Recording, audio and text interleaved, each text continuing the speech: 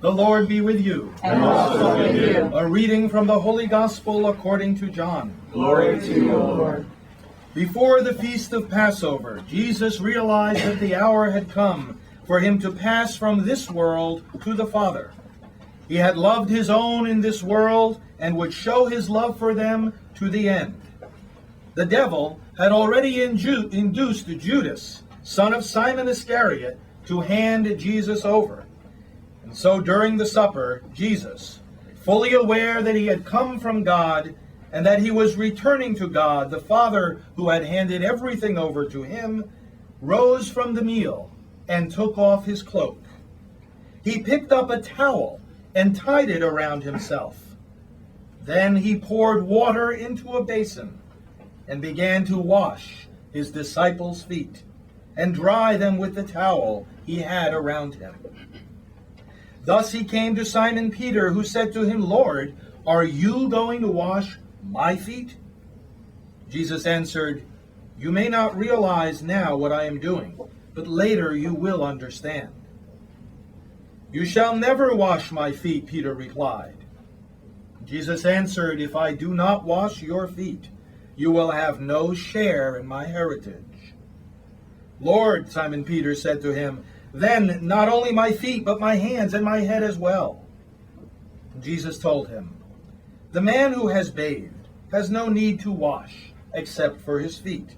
He is entirely cleansed, just as you are, though not all." The reason he said not all are washed clean was that he knew his betrayer. After he had washed their feet, he put his cloak back on and reclined at table once more. And he said to them, "Do you understand what I just did for you? You address me as teacher and Lord, and fittingly enough, for that is what I am. But if I washed your feet, I who am teacher and Lord, then you must wash each other's feet. What I just did was to give you an example. As I have done, so you must do." The Gospel of the Lord. Praise to you, Lord Jesus Christ. And as we do each month, we come here today to worship, to reaffirm ourselves in our commitment to the Lord Jesus Christ and to the work he gives us to do in this world. And we do so today, of course, once again, welcoming our special guests, honored by their presence, and committed all of us together to seeking that Spirit that was promised by the prophet Isaiah, as we heard in today's first reading, that the Spirit would be poured out upon us. Not that he just exists, not that he would be glorified, not that he would do what he does from all eternity as the bond of love between the Father and the Son, but more than that, that he would be poured out on us. A promise given and a promise fulfilled in Jesus Christ. A promise that you and I take hold of again today, because the fulfillment of that promise, that we would be receiving his Spirit, is absolutely essential to all the work we try to do, together and individually. "The Spirit of the Lord is upon me," the Lord Jesus said at the beginning of his public ministry. He identified that it was the Spirit that was the driving force behind everything he would say and teach and preach and do. The healing, the miracles, the establishment of his church, the calling of his disciples. It was all through the Spirit. And so he said, "The Spirit of the Lord is upon me," quoting from Isaiah and giving that first sermon as the Gospel of Luke relates to us. "He has anointed me." And of course, that's what the word Christ means. That's what the word Messiah means, the anointed.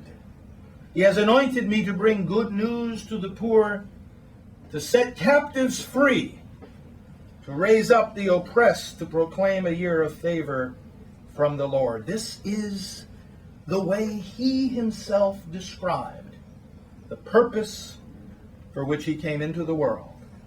Through that Spirit, the mission of service is initiated. A mission of service which, when the Spirit comes to us, takes on so many different forms, but all of which is rooted in one historic reality. And that's what distinguishes Christian service from merely human service. There are all kinds of people and organizations eager to give service to their fellow man, to undertake all kinds of programs of various types to help people in need and in distress. And we all acknowledge that that's good. But there is Christian service. And the difference is that it is rooted in a historical fact. That, as the letter to the Hebrews tells us, through the eternal Spirit, Jesus offered himself on the cross. The Son of Man has not come to be served, but to serve. And how did he define that service? To give his life as a ransom for the many. So the meaning of service, the power of service, the source, the shape of service, derives from that historical event, which happened, as again the letter to the Hebrews tells us, through the eternal Spirit. He offered himself on the cross. No one takes my life from me. I lay it down freely. I have the power to lay it down and the power to take it up again. Well, we can understand the power to take it up again, right? The resurrection. But this power to lay it down, how is that power? To be led away under arrest, to be scourged, mocked, crucified on a garbage heap in between two thieves. How is that power? Because it's the power that the eternal Spirit gave him to exercise such love that he would give himself away to save us.